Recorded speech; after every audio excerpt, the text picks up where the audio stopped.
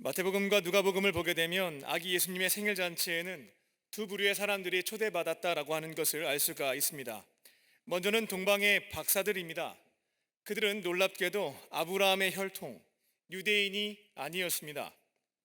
하나님으로부터 선택받지 못했던 사람들, 율법을 알지 못했고 할례도 받지 않아서 버림받은 존재로 여겨졌던 이방인이었습니다. 하지만 그들은 별을 보고 찾아와서 이 땅에 태어나신 독생자 예수님, 인류의 구원자이신 예수님을 영접하게 되었고, 가장 먼저 아기 예수님께 신적인 경배를 드린 최초의 예배자, 참된 예배자의 모범이 되었습니다. 그리고 두 번째로 초대받은 사람들은 오늘 본문에 등장하는 양을 치는 목자들이었습니다. 그 당시 목자들은 유대 사회에서 천민 취급을 받았던 하층민이었습니다. 하나님은 그 시대의 상류층에 해당되었던 대제사장과 서기관, 랍비를 부르시지 않았습니다. 로마의 황제와 총독, 그리고 유대인의 왕 헤롯도 부르시지 않았습니다. 그 당시 가장 낮은 계층에 속했던 목자들을 부르셔서 인류를 구원하시기 위해서 이 땅에 오신 다윗의 자손 메시아가 탄생하였음을 알려주셨습니다. 그렇게 그들은 천사로부터 계시의 말씀을 받았고 베들레헴을 사방팔방 뛰어다니면서 이 땅에 오신 메시아 아기 예수님이 어디에 계신지 수소문했습니다. 그리고 드디어 마국간 구유에 누워있는 아기 예수님을 발견하게 됩니다. 그들은 메시아를 찾아가는 거리에서 그리고 요셉과 마리아에게 가장 큰 기쁨의 소식을 전파했습니다. 지금 다윗의 자손, 선지자들이 예언하였던 메시아, 구원자가 태어났습니다. 천사들이 이 기쁨의 소식을 우리들에게 알려주었습니다. 그렇게 그들은 최초의 복음 전도자, 사명자로서 귀하게 쓰임을 받게 되었습니다. 오늘 말씀의 제목은 초대받은 사람들 제2탄 목자들입니다. 하나님의 특별한 부르심을 받고 최초의 복음 전도자로 쓰임받은 목자들의 말씀을 통해서 사명자에게 필요한 세 가지 삶의 태도와 또 자세에 대해서 말씀을 전하고자 합니다. 오늘 나에게 주시는 말씀을 붙잡고 순종하심으로 이제는 하나님의 사랑받는 자녀를 넘어서 귀하게 쓰임받는 사명자로 살아가시기를 주님의 이름으로 축원합니다. 첫 번째로 현장을 소중하게 여기고 사명에 최선을 다합니다. 현장을 소중히 여기고 사명에 최선을 다합니다. 오늘 말씀은 최초의 복음 전도자로 택함을 받은 목자들에 대한 소개로 시작이 됩니다. 우리는 여기에서 하나님께서 귀하게 사용하시는 사명자들에게 필요한 삶의 자세와 태도를 찾아볼 수가 있습니다. 현재 시각은 밤입니다. 다들 잠잘 시간입니다. 그런데 그 시간에 깨어 있었던 사람들이 있었습니다. 바로 양을 치는 목자들이었습니다. 고대 근동 지역은 일교차가 심했습니다. 낮에는 무척이나 더웠지만 밤에는 추웠습니다. 그런데 놀랍게도 목자들은 한밤중에 집 밖에 나가 있었습니다. 그리고 자신에게 주어진 삶의 현장을 소중히 여기며 맡겨주신 양떼를 정성을 다해서 돌보았습니다. 사나운 맹수가 공격할 수 있었기에 지켜보호했던 것입니다. 그들은 실질적으로 양을 소유했던 주인은 아니었습니다. 그들은 고용된 노동자에 불과했습니다. 정규직도 아니고 계약직도 아니고 일용직 노동자였습니다. 편안하게 생각해보면 지금 맡고 있는 양은 내게 아닙니다. 그리고 아직 정규직으로 인정받지도 못했습니다. 늦은 밤, 나 또한 맹수의 공격을 받을 수 있는 상황에서 이렇게까지 열심히 일할 필요가 있을까 하는 질문이 그들에게 있었을 겁니다. 주인의 눈을 피해서 안전하고 따뜻한 곳에서 휴식을 취해도 무방했습니다. 하지만 그들은 하나님께서 오늘 나에게 주어진 삶의 현장을 소중하게 여겼습니다. 그리고 맡겨주신 양들을 사랑하며 주어진 사명에 최선을 다했습니다. 하나님은 늦은 밤 이와 같은 삶의 태도와 자세를 가지고 있는 목자들을 선택하셔서 최초의 복음 전도자, 사명자로 귀하게 쓰임받게 하셨습니다. 하나님은 구원받은 모든 자녀들을 한 사람도 빠짐없이 사랑해 주십니다. 하지만 사랑하는 자녀들 중에서 신뢰하는 자녀는 따로 있습니다. 열 손가락 깨물어서 안 아픈 손가락이 없다는 말이 있습니다. 이처럼 부모님은 모든 자녀를 동일하게 사랑합니다. 하지만 많은 자식들 중에서 중요한 일을 믿고 맡길 수 있는 신뢰하는 자녀가 있고 너무나 걱정이 되어서 작은 것도 믿고 맡길 수 없는 불안한 자녀가 있습니다. 오늘 본문에 등장하는 목자들은 하나님의 사랑받는 자녀를 넘어서 믿고 맡길 수 있는 신뢰하는 자녀였습니다. 지금 나에게 주어진 삶의 현장을 남들과 비교하며 무너지지 않았습니다. 삶의 현장을 소중하게 여겼고 맡겨주신 역할에 사명에 최선을 다했기 때문입니다. 이 땅에서 가장 위대한 사명을 감당하신 분이 계십니다. 바로 독생자 하나님의 아들 예수님이십니다. 복음서에 기록되어 있는 예수님의 삶의 모습을 찾아보아도 오늘 본문에 등장하는 목자들과 동일한 태도와 자세가 있다는 것을 발견할 수가 있습니다. 2000년 전 예수님은 영광스러운 하늘 보좌를 버리고 낮고 천한 이 땅에 내려오셨습니다. 하나님이 사랑하는 독생자 예수님에게 허락하신 첫 번째 삶의 자리는 이스라엘 북부 지역 갈릴리 지방 나사렛이었습니다. 예루살렘에 살고 있었던 유대인들은 성전에서부터 가장 멀리 떨어져 있었고 이방 나라와 인접해 있었기에 교류도 많았습니다. 갈릴리 지방 사람들은 이방인과 거의 흡사하다라고 생각하며 무시했습니다. 그리고 예수님이 사셨던 나사렛 지역은 역사상 단 한 명의 위인이 나오지 못했던 이름 없는 촌구석 시골 마을이었습니다. 하지만 예수님은 하나님이 허락하신 삶의 현장을 소중하게 여기셨습니다. 그곳을 떠나 도시로 가지 않으셨습니다. 그 예수님은 주어진 사명에 최선을 다하셨습니다. 예수님의 어린 시절 아버지 요셉이 일찍 세상을 떠났기에 30세가 될 때까지 가장이 되어서 홀로 되신 어머니 마리아와 6명의 남동생과 여동생의 생계를 책임졌습니다. 사랑하는 동생들이 자립할 때까지, 그리고 예수님이 가정을 떠나 공생의 사역을 감당하실 때에 동생들이 사랑하는 어머니의 생계를 책임질 수 있을 때까지 파송받은 자리를 소중하게 여기면서 30년 동안 최선을 다해 가정을 돌보았습니다. 킴벌은 보스턴에 있는 한 작은 교회 마운트 버넘 회중교회의 주일 교사였다고 합니다. 1858년입니다. 어느 날 구두방에 일하는 자기 반 학생을 직접 방문하여 성경을 가르치고 함께 기도하는 중에 결국 그를 그리스도께로 인도했습니다. 그 가난한 학생의 이름이 후일 세계적인 지도자가 되는 미국을 감동시킨 무디였습니다. 그런데 이 이야기가 여기서 끝나지 않고 계속 이어집니다. 21년 뒤에 무디는 영국 런던을 방문하여 큰 전도 집회를 열게 되었고 거기에서 참석했던 메이어가 예수님을 영접하게 됐습니다. 그 뒤에 메이어는 목사가 되었고 미국에 가서 설교했습니다. 그 모임에서 체프만이 회심했습니다. YMCA에서 일했던 체프만은 야구 선수였던 썬데이에게 성경을 가르쳤습니다. 나중에 전도사가 된 썬데이는 하물 강사로 출빙하여 노스캐롤라이나에서 3주 동안 집회를 가졌습니다.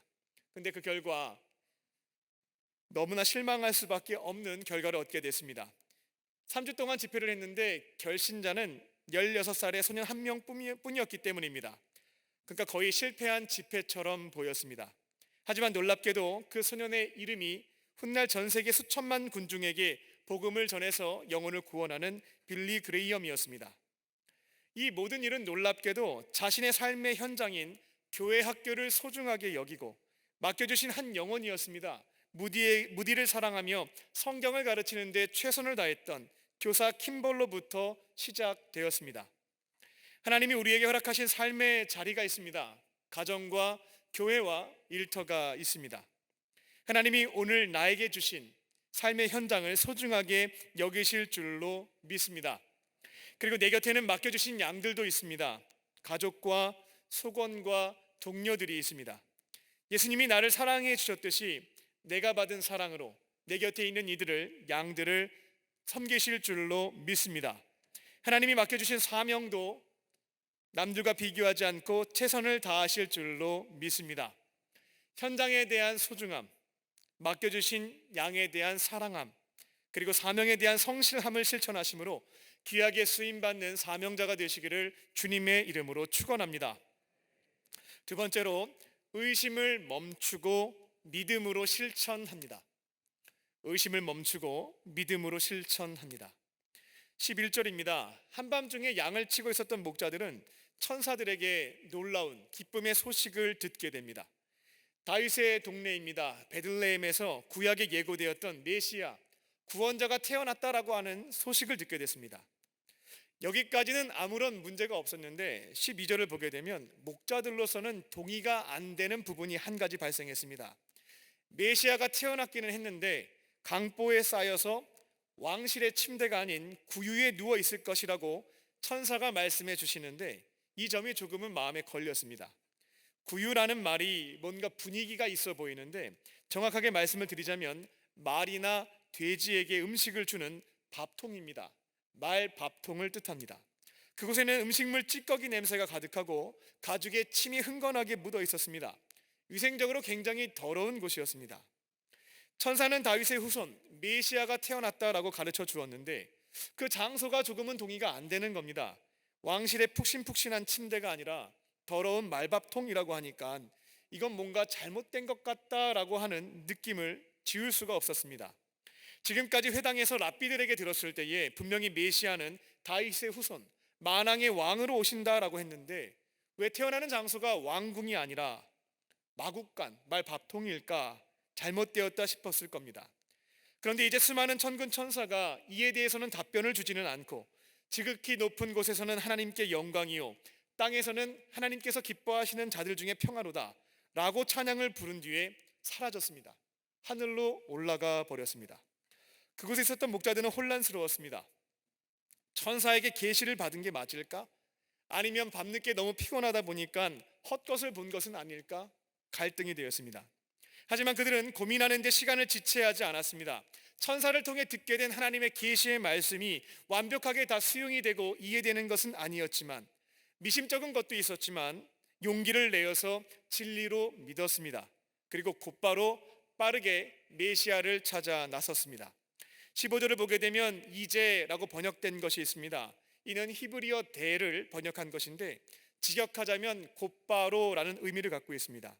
날씨가 굉장히 춥고 현재 시각은 한밤중입니다. 그들은 너무나 피곤했지만 계시의 말씀을 들은 뒤에 곧바로 출발했습니다.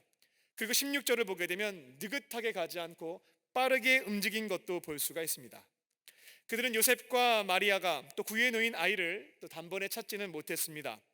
다행히도 적극적으로 찾아 나선 결과 천사가 알려준 대로 마국간에 구유에 누워 있는 아이를 발견할 수가 있었습니다. 17절입니다. 그들은 메시아를 찾는 과정에서 수소문을 했기 때문에 많은 사람을 만나게 됐습니다. 그때마다 그들에게 복음을 전파했습니다. 우리가 그토록 기다려왔던 다윗의 자손 메시아가 태어났습니다. 그 큰 기쁨의 소식을 그들에게 전파했던 것입니다. 이제 목자들은 메시아와 그 부모를 만나게 되었는데 또다시 의심이 생겼습니다. 눈앞에 있는 메시아의 부모는 20대 초반의 요셉과 10대 중반 정도 되는 마리아였습니다. 근데 딱 봐도 행색이 왕과 왕비로 보이진 않았습니다. 자신들처럼 행색이 초라한 가난한 사람들이었습니다. 메시아라고 하는 아기가 냄새나는 말밥통 위에 올려져 있는데 그 모양새가 만왕의 왕으로 오신 분과는 너무나 어울리지 않았습니다. 하지만 그들은 의심하는 마음을 접어두었고 천사를 통해 주신 하나님의 계시의 말씀을 믿고 그들에게 전달했습니다. 복음을 전파했습니다. 이처럼 하나님께 쓰임받는 사람들은 의심이 생긴다 할지라도 하나님의 계시의 말씀을 온전히 이해하지 못한다 할지라도 용기를 가지고 믿음으로 행동하는 사람인 줄로 믿습니다. 하나님의 계시의 말씀이 내 생각과 경험과 이성과 다르다 할지라도 하나님이 나에게 말씀하셨다면 지체할 것이 없습니다. 곧바로 빠르게 행동하는 것입니다.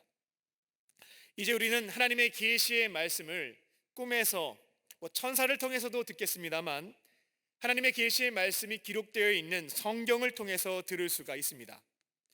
우리는 성경 말씀을 읽는 것을 통해 그리고 성경이 기록된 말씀이 선포되는 설교 시간을 통해서 오늘 나에게 주시는 하나님의 계시의 말씀을 들을 수 있습니다.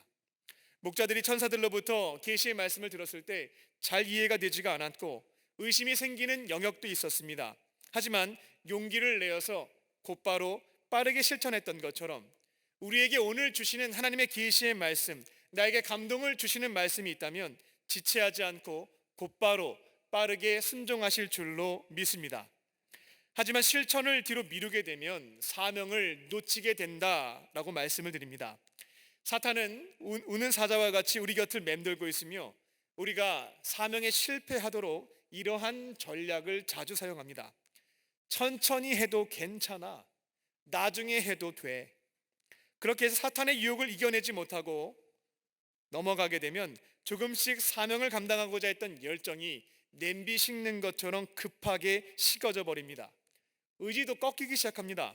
의심의 불씨가 커져갑니다. 이런저런 바쁜 일이 생기다 보면 사명도 잊어버리게 됩니다. 그래서 하나님의 계시가 기록되어 있는 성경 말씀을 읽거나 말씀을 들을 때 성령께서 감동을 주시는 것이 있으면 곧바로 빠르게 순종하실 줄로 믿습니다.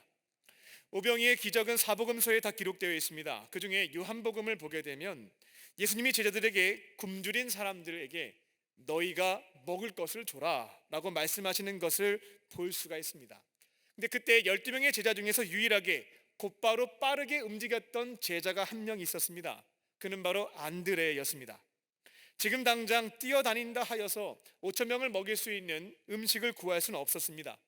안드레도 의심이 있었을 겁니다. 하지만 예수님께서 말씀하셨으니까 나에게 주신 계시의 말씀에 따라 곧바로 빠르게 행동했던 겁니다. 반면에 너무나 머리가 좋았던 제자 빌립은 계산기부터 두들렸습니다. 그리고 이건 도무지 답이 안 나오는 상황이니까 아무것도 안 합니다. 행동하지 않았습니다. 그 결과 오병이어에서 쓰임받지 못했습니다. 하나님의 역사와 기적을 그 삶에서 체험하지 못한 것입니다. 안드레는 여기저기를 빠르게 뛰어다녔고 어린아이 도시락 하나를 가지고 돌아왔습니다. 그때 가장 크게 비웃었던 사람은 빌립이었을 겁니다. 머리가 나쁘니까 몸이 고생한다 라고 속으로 생각했을 겁니다. 하지만 예수님은 그 어린아이의 도시락을 가지고 축사하셨고 역사적인 사건, 오병이어의 기적이 일어났습니다. 성경에 기록되어 있는 하나님의 말씀이라면, 성령께서 나에게 주신 감동이 있다면, 지금까지 내가 살아왔던 삶의 경험과 이성과 지식과 정보와 다르다 할지라도, 약간의 의심과 이해할 수 없는 영역이 있다 할지라도 믿음을 가지고 곧바로 빠르게 순종하실 줄로 믿습니다. 그렇게 하나님의 귀하게 쓰임받는 사명자가 되시기를 주님의 이름으로 축원합니다. 끝으로 모든 감사와 영광은 하나님께 돌려드립니다. 모든 감사와 영광은 하나님께 돌려드립니다. 베들레헴 목자들은 천사로부터 부르심을 받았고 첫 번째 사명을 너무나 멋있게 완수했습니다. 베들레헴으로 가서 아기 예수님을 찾았고 천사가 계시해 준 내용을 그곳에 있는 사람들과 요셉과 마리아에게 전파했습니다. 그들은 하나님이 이 늦은 시간에 우리를 불러서 귀찮은 일을 시키셨다라고 불평하지 않았습니다. 하나님이 나를 뭘로 아시고 이처럼 쉬운 일을 맡겨주셨는가 자존심 상해하면서 원망하지도 않았습니다. 베들레헴에서 구체적으로 어딘지 주소를 말씀해 주시면 이 늦은 밤에 이 고생을 안 해도 될 텐데 그걸 안 알려주셔서 괜한 고생을 한다고 불만을 토로하지 않았습니다. 천사가 주신 계시의 말씀, 주신 사명을 감사하게 받았고 최선을 다해서 감당했을 뿐입니다. 이제 목자들은 주어진 역할들을 다했습니다. 이제 마지막 순간입니다. 20절입니다. 그들은 사명을 완수한 뒤에 자기 공적을 내세우며 자랑하지 않았습니다. 나 같은 사람을 불러주신 하나님, 쓰임받을 수 있는 기회를 주신 하나님, 그리고 메시아의 탄생을 직접 목격하게 해주신 하나님, 모든 감사와 영광과 찬양을 하나님께 돌려드렸습니다. 사명자로서 100점 만점입니다. 지난주에 임원 면접이 있었습니다. 하나님의 사랑받는 자녀에서부터 하나님의 쓰임받는 제자로 부르심을 받게 된 겁니다. 이건 가문의 영광입니다. 하나님 나라를 위해서 일하는 천국 공무원으로서 임무를 수행할 수 있도록 자격 없는 내가 은혜로 기회를 얻게 된 것입니다. 현재 청년들 중에는 공무원 시험에 합격하기 위해서 몇 년 동안 힘겹게 공부하는 이들이 있습니다. 대기업, 공기업 입사도 마찬가지입니다. 한국 역사상 이렇게 좋은 스펙을 가진 세대가 없었다고 합니다. 유치원 때부터 20년 넘게 쉬지 않고 공부하고 있는 자들이 청년들입니다. 그렇게 스펙을 쌓았지만 대한민국 국가공무원, 대기업, 공기업 사원 되는 것은 하늘의 별 따기보다 어렵습니다. 그런데 이와는 감히 비교할 수가 없습니다. 하나님 나라의 공무원으로 선발된 것입니다. 자격 요건 다 갖추지 못했습니다. 근데 하나님이 은혜로 값없이 하나님의 나라를 위해서 일할 수 있는 공무원으로 선발해 주신 겁니다. 가문의 영광입니다. 그러면 이제 비교할 것도 없습니다. 불평할 것도 없습니다. 걱정할 것도 없습니다. 토기장이신 하나님께서 내가 감당할 수 있는 사명을 맡겨주셨음을 믿으며 정성을 다하여 주시는 능력을 가지고 최선을 다해서 감당하는 것만 남았습니다. 주신 사명에 초점을 맞추고 모든 일을 완수한 뒤에 모든 감사와 영광과 찬양을 하나님께 돌려드리면 되겠습니다. 프란츠 요제프 하이드는 교향곡의 아버지라고 불릴 정도로 위대한 작곡가였습니다.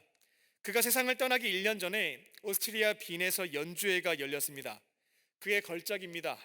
오라토리오 천지창조가 공연되었고 그 공연을 보기 위해서 수많은 사람들이 모였습니다. 당시 그는 늙고 병약하였기 때문에 휠체어를 타고 공연장에 입장하였습니다. 오케스트라와 합창단이 공연을 마쳤을 때 관중석에서 우레와 같은 박수가 터져 나왔습니다. 그는 힘들게 휠체어에서 일어나서 떨리는 손을 치켜들고 외쳤습니다. 내가 아닙니다. 그 음악은 나로부터 온 것이 아닙니다. 바로 저기 우리의 하나님으로부터 모든 것이 나왔습니다. 그분께만 영광을 돌려주십시오.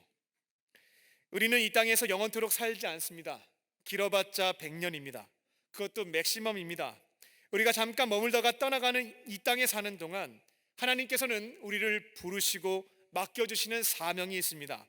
그때마다 감사함으로 받으시고 최선을 다해 감당하실 줄로 믿습니다. 그리고 사명을 완수한 뒤에 마무리가 중요합니다. 나의 공적을 내세우거나 자랑하지 않고 모든 감사와 찬양과 영광은 오직 하나님께만 돌려드리실 줄로 믿습니다. 그렇게 하나님의 사랑받는 자녀를 넘어서 귀하게 쓰임받는 사명자로 살아가는 저와 여러분 되시기를 주님의 이름으로 축원합니다. 기도하겠습니다.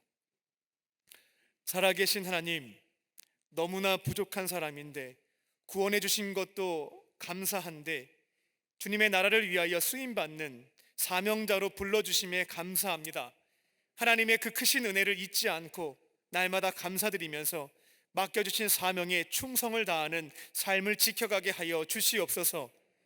나에게 기회를 주셨음을 감사드리게 하여 주시고 주시는 능력을 가지고 정성을 다해 감당해 갈 때에 모든 영광 주께서 받아주시고 주의 귀한 뜻 이루어드릴 수 있는 복된 사명자의 삶을 걸어가게 하여 주시옵소서. 나의 공적을 자랑치 않게 하여 주시고 능력 주신 분, 모든 일을 행하신 하나님께 모든 감사와 찬양과 영광을 돌려드리는 하나님께서 귀히 쓰시는 사명자들 되게 하여 주시옵소서. 모든 것 감사드리오며 예수님의 이름으로 기도합니다. 아멘.